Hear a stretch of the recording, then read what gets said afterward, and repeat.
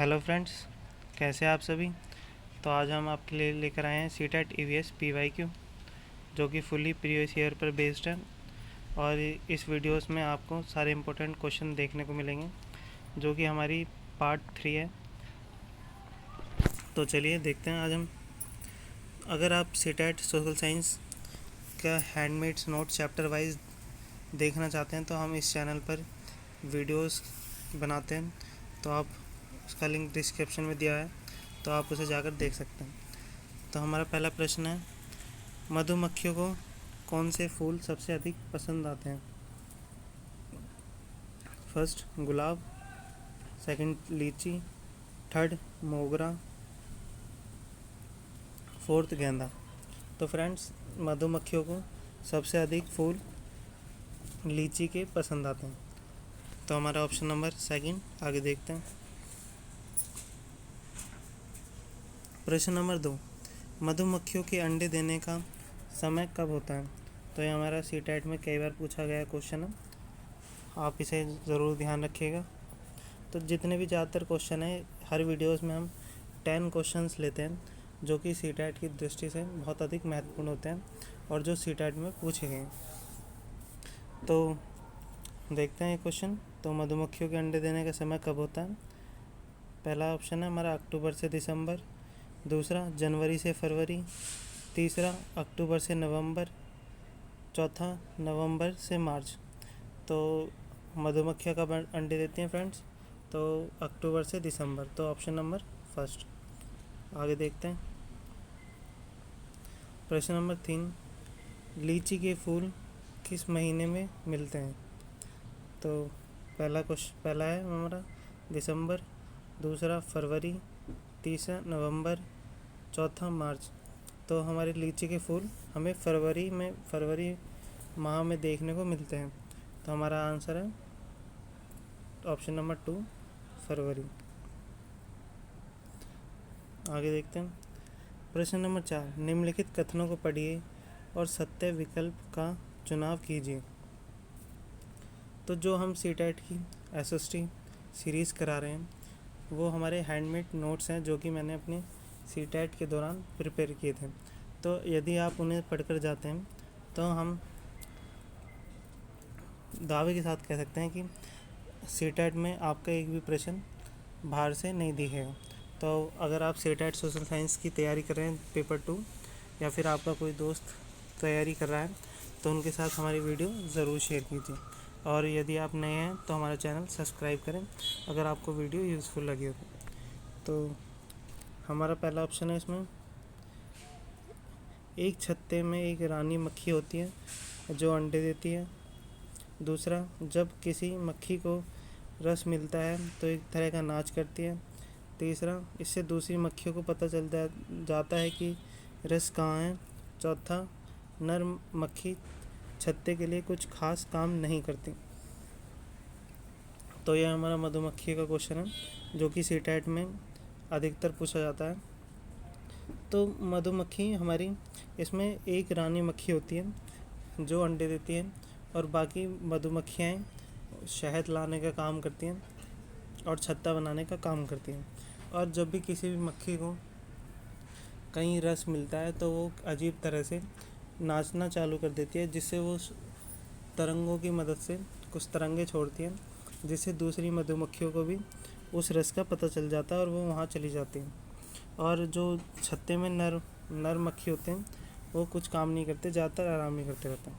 तो इसलिए हमारे चारों ऑप्शन हमारे इसमें ठीक हैं। तो हमारा आंसर है बी, उपयुक्त सभी। आगे बढ़ते हैं फ्रेंड्स। आई होप आपको समझ में आ रहा होगा हमारा पढ़ाया हुआ। प्रश्न नंबर 5, निम्नलिखित कथनों को पढ़िए और सत्य विकल्प का चुनाव कीजिए। तो पिछले प्रश्न में हमने जितने भी मधुमक्खियों के फैक्ट्स थे वो कवर करे एक ही प्रश्न में।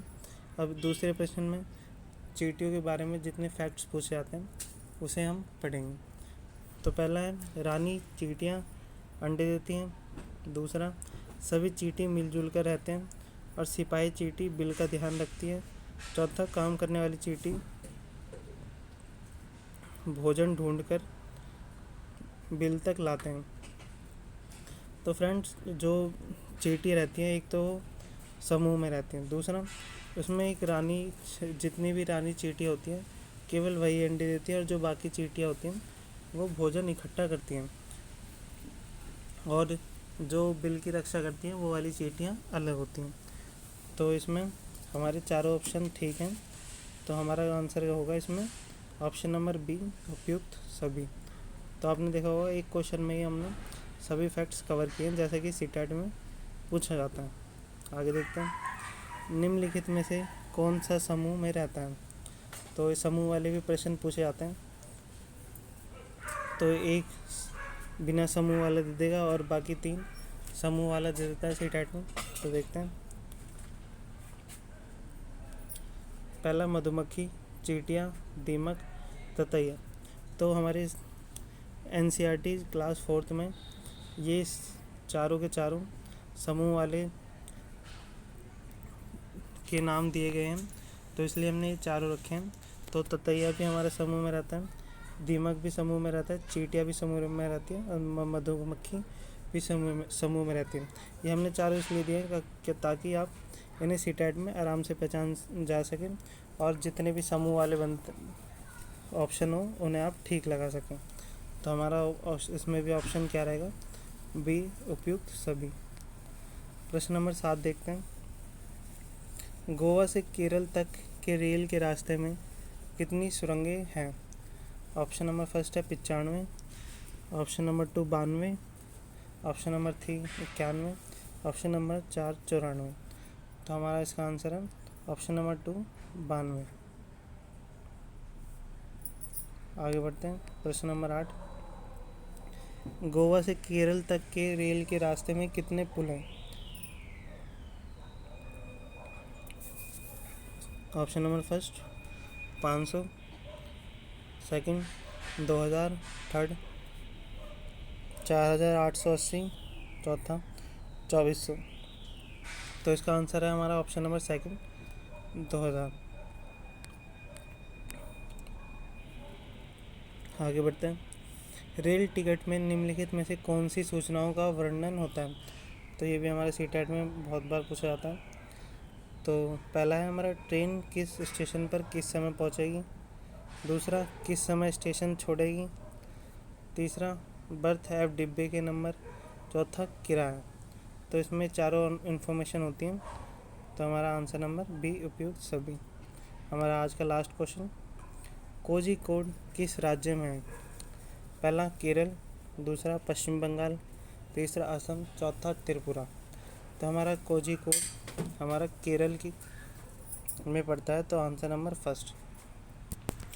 तो फ्रेंड्स, आपको हमारी वीडियो यूज़फुल लगी हो तो हमारे चैनल को लाइक, शेयर, सब्सक्राइब ज़रूर कीजिएगा और अपने फ्रेंड के साथ शेयर करना ना भूलें। और यदि आप कोई फीडबैक देना चाहते हैं तो कमेंट बॉक्स में ज़रूर दें। धन्यवाद।